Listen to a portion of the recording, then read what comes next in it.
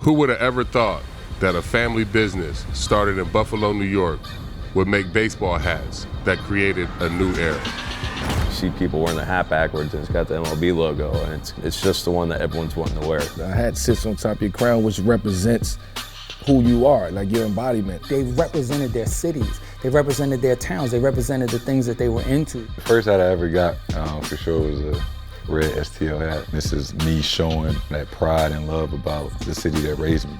It's just such a great thing to be able to say, hey, this is who I'm part of. I feel like I'm part of the team when I put this hat on. We know it's new era, but it's.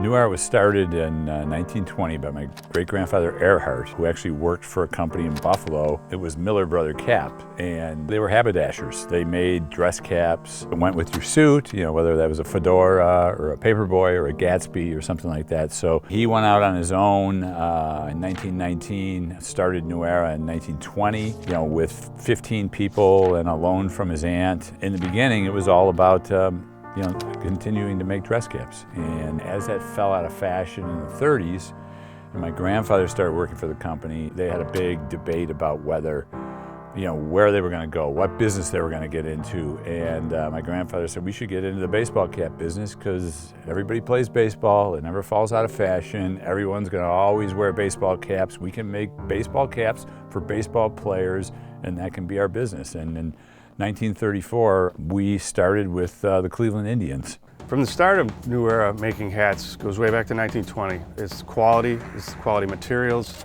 it's having the right people in your line making these hats and taking pride in them. It's a strange business model because our products last forever. Making these hats is important and the quality of it comes to it. Harold's vision was, let's develop a cap so when the team is standing there, they all look uniform. I remember he used to tell me, we want baseball players to look like as if they were a bunch of firemen lined up or police officers lined up. The uniform was really a uniform, and when it came to the cap, every single player looked exactly the same. That was the birth of the 5950 back in the mid-50s, 1954, I think. So the 5950, when it became the official cap for the MLB, was 1993, but at one point that it started way before that, which was, there's a sense of pride behind that, just making the hats for those players over all those years. We sold baseball caps to baseball teams for baseball players. It was as simple as that. And it wasn't until, I think probably late 70s into the 80s when the whole licensing thing took off, with consumer demand. And it was in 1993 that we signed the first exclusive deal for global rights for all the product that the players wear on the field. We were the exclusive supplier and also the exclusive supplier for consumer market around the world. Every hat has its own identity. Every city got its own identity. Some cities have a bigger identity with certain hats. It's more universal, more global. You don't have to be from that specific city to wear a certain hat, but it's your identification card. It's bigger than baseball. You don't have to necessarily be a fan of that team or be immersed in baseball and know what's going on, but it's more of a, this is where I'm from, this is where I grew up, and this is me showing that pride and love about the city that raised me. It's this symbolism, right, where no matter where I'm at in the world, if I have my Yankee cap on, you know exactly where I'm from and the type of energy that I'm stepping with. So I think anytime someone puts a New Era cap on, it's pretty significant. I think you sort of identify yourself with your team, what the fan base identifies with, and it's always been something that was a big honor for me to be able to put on a New Era cap because it made me feel like, hey, this is being in the big leagues, especially when I was in my playing days. For me, the baseball hat it's the one, it's just the hat that everyone wants to wear. Whenever you look for a hat that's fitted, you don't really see anyone wearing the fitted hat that doesn't have kind of a baseball logo on it, right? That you see a lot of people wearing Phillies hats. You see a lot of people wearing, where I grew up in Cincinnati Reds hats. Whenever you look around and you don't see a snap on the back, and all you do is, you see people wearing the hat backwards, and it's got the MLB logo, and it's got the New Era logo on it. That it's just the one that everyone's wanting to wear. I personally think the gold sticker on the hat is what sets New Era apart. It was, this is our shit. And this is where you're gonna see your size, and this is how you're gonna know you have the most official. I mean, it's gold. You know what I'm saying? It's like, yeah, this is the standard. This is what, if you're wearing something else, it don't make sense. When I first started to buy New Era hats, and it had like that gold foil sticker, which is a thing, which I kept that sticker on the whole time, and a lot of people did. But that experience was so cool. I would go into the store, I would see a hat that I want, and I'll tell the clerk, listen, I want that one right there, and they'll pull out the whole rack and they'll kind of like shuffle through it. And I felt like that shuffle was so cool. Like, I had a certain sound to it. There was a certain energy that the clerk like shuffled the hats with, and they'll pull your size out and drop it on the counter. And then you take and you open it up, you check it out, make sure the brim is crispy white, and you put it on your head, you try it on, you find the mirror, you look at it, make sure it fits the right way. And sometimes it may not fit right, you may need a size up or a size down, but again, like that whole experience was like super cool for me. The baseball hat, it is the only cap that's universal. New Era was at the top of the game in sports headwear, but their next move would change the playing field. I said, damn, I need a red Yankee hat, but it's almost sacrilegious. Red, we don't like Boston. So, the Boston Red Sox. I wanted to hook up my starter jacket. So I called my guy in New Era. I said, I need a red Yankee hat fitted. And even we were on the phone, this before FaceTime, I could tell he was looking at me like I had three heads. Spike called me prior to the 1996 World Series, and literally receptionist called into my office and said, Spike Lee's on the phone for you. And I was like, yeah, whatever, sure. I figured it was one of my friends, playing a joke on me. But sure enough, I answer the phone, he's like, Chris? I'm like, yeah. He's like, it's Spike. I'm like, all right. He's like, can you make me a red Yankee cap? And I was like, I can, but why?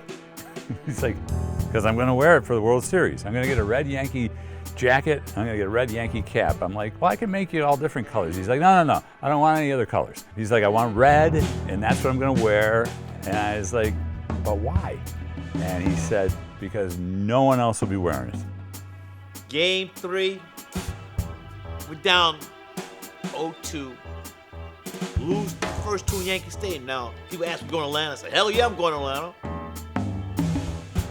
With this hat. And we're in Atlanta, we're at the World Series, and all of a sudden we see him coming down the steps, and he's got this red hat on, and we're really ticked off because we think it's a Braves hat because it's red. I'm the only one in the world that has this hat. Games, the rest of the series. I'm the only one in the world that had. Thank you, George Steinbrenner and New Era. Only one. That's where the world changed. And that was actually the beginning. And that was, we had a lot of like these little tiny boutique accounts in New York City. After they saw that, they started, getting hold of our salespeople saying, we need red Yankee caps, we need red Yankee caps. And that actually, that was the beginning of like, you think about that back in '96, that was the beginning of our, of what our lifestyle business is right now. The success of New Era in the sports realm helped them gain entrance worldwide in many cultures. The Yankee fitted, I would say, is the most iconic fitted of all time ever in the world.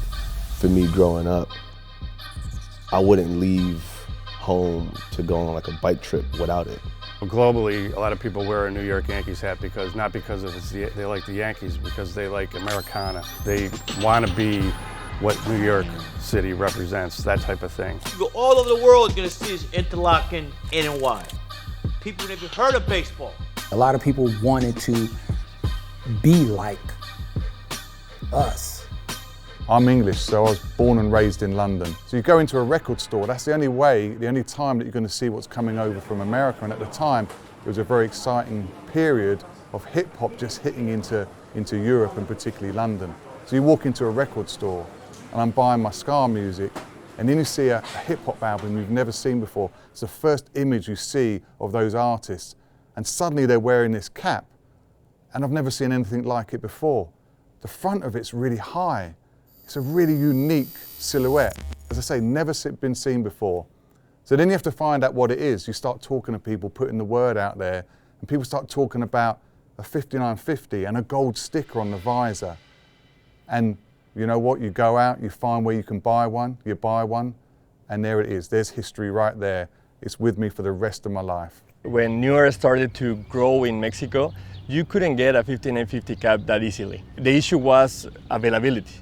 So we have grown the brand in Mexico a lot. Now we have 150 stores in Mexico. I've been through many parts of the world thanks to New Era, and has given the opportunity to understand how the culture of each country sees the 5950.